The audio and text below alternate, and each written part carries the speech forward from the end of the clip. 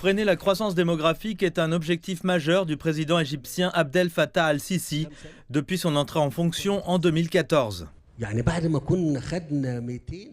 Après avoir mis 200 ans pour que la population passe de 4 millions à 100 millions d'habitants, il ne nous faudra que 30 ans pour passer à 200 millions d'habitants.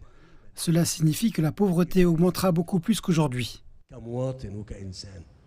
L'Égypte a lancé plusieurs initiatives dont le projet national pour le développement de la famille afin de sensibiliser les parents et d'autonomiser les femmes, alors que les statistiques montraient qu'un bébé naissait toutes les 9 secondes en 2016.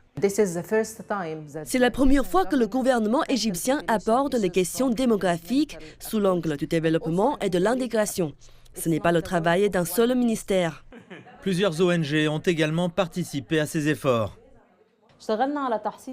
Nous avons lancé des campagnes de sensibilisation sur le planning familial et nous avons ciblé les couples nouvellement mariés pour les sensibiliser aux avantages des petites familles tout en leur apportant un soutien médical et social. Et les réactions ont été positives chez de nombreuses femmes. J'ai suivi de nombreux cours et séances de sensibilisation sur la manière de créer une famille saine.